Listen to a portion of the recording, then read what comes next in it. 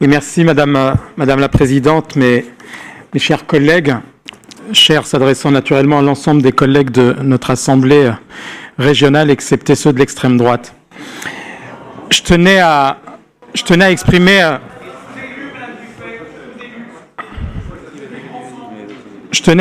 moi deux sentiments au regard des orientations budgétaires 2020 que nous allons acter aujourd'hui.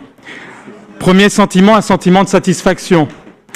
Nous poursuivons la mise en place de notre plan de mandat dans le respect de nos promesses de campagne et des nouveaux engagements pris courant ce mandat. Nous respectons la confiance que nous ont accordée les Bourguignons franc-comtois. Une satisfaction aussi parce que, et c'est important de le rappeler, le respect des engagements. Satisfaction parce que nous mettons en œuvre nos politiques publiques sous le sceau affirmé des objectifs de développement durable depuis l'an dernier et en prenant en compte le réchauffement climatique qui touche notre planète par l'activité de notre humanité. Contrairement à d'autres, nous ne sommes pas dans l'incantation mais dans l'action. D'ailleurs, j'invite les parlementaires En Marche et les Républicains qui ont voté hier un amendement pour amplifier la déforestation des forêts primaires en Indonésie et Malaisie pour l'huile de palme de Total, à venir voir ce que nous faisons en région Bourgogne-Franche-Comté pour privilégier par exemple l'hydrogène. Un sentiment de satisfaction, mais également un sentiment de colère. Un sentiment de colère, pourquoi ? Parce que notre volontarisme est entravé. Nous sommes une région d'avance, nous le revendiquons. Et je ne supporte pas que l'État nous considère souvent comme une région de compensation à son désengagement. Compensation dans le domaine de la santé. Nous avons adopté une feuille de route santé sur nos compétences, sur une compétence qui n'est même pas de notre ressort. Mais nous considérons que l'organisation sanitaire de notre région est vitale pour ses habitants. Nous aidons à la mise en place de maisons de santé. Nous avons mis sur la table 1,5 million d'euros pour les héliports, permettant l'arrivée, par exemple, d'un hélicoptère sanitaire à Nevers. Or, en même temps, l'État ferme des maternités. J'en connais les conséquences sur mon territoire. Il affaiblit nos urgences, nos hôpitaux de proximité.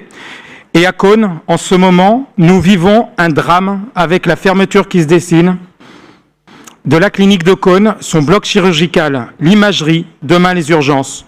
Tout cela pour de mauvaises raisons évoquées par le directeur général de l'ARS, mais prévu dans son PRS, plan régional de santé, dont je me réjouis, Madame la Présidente, que nous l'ayons rejeté. Ce n'est plus d'un hélicoptère sanitaire dont nous avons besoin dans notre département, mais peut-être plutôt d'un avion cargo.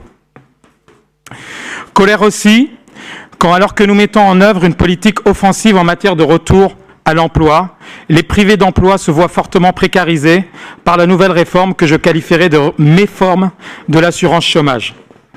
D'ailleurs, moi j'invite nos collègues, parce que j'ai entendu tout à l'heure M. Joyandet dire qu'il ne voyait rien dans nos documents d'orientation budgétaire sur politique de l'emploi, de lire, en tout cas, une partie du rapport. Alors peut-être, je ne sais pas, on lui a peut-être envoyé un rapport en lui envoyant les pages qui correspondent à ce que nous faisons en matière de l'emploi et ce que nous envisageons.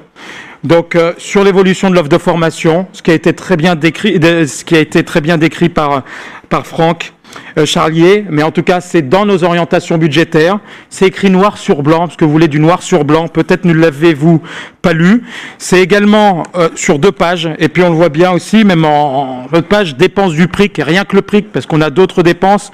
Pour l'année 2020, ce sont dans nos orientations budgétaires, c'est 60 millions d'euros que nous allons mettre sur la table pour les personnes qui sont privées d'emploi. Alors nos orientations budgétaires, moi je considère qu'elles vont dans le bon sens, que ce soit en investissement, et ça a été rappelé, nous investissons plus qu'avant et plus qu'ailleurs, et également en fonctionnement.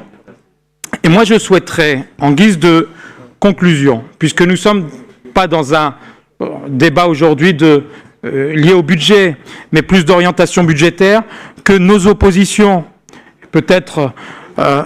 Joyandet en particulier, viennent lors de notre prochaine assemblée plénière, lors du budget, pour nous dire où ils souhaitent que nous fassions des économies dans le cadre du budget de fonctionnement. Je tiens simplement à rappeler, Patrick Ayache l'a dit aussi tout à l'heure, on a un budget de fonctionnement, mais ce n'est pas un budget municipal. c'est pas un budget intercommunal. Les 2/3, voire plus de notre budget de fonctionnement, ce sont des budgets, moi, que j'appelle d'intervention sur les territoires. Et puis l'autre reste, c'est un budget lié à notre administration.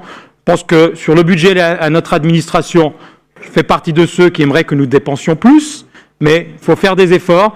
Et sur nos budgets d'investissement, d'intervention, je souhaiterais que ce Joyandet nous demande s'il souhaite que nous supprimions des trains, que nous supprimions des dessertes, que nous arrêtions nos politiques de l'emploi, que nous supprimions des lycées, peut-être à Vesoul, que nous arrêtions peut-être des agents, puisque sur nos 4000 agents, ils ne sont pas tous dans les bureaux ici, mais on en a quand même 3000 qui sont sur le terrain, sur nos territoires. Est-ce que vous voulez aussi que nous supprimions ces postes-là?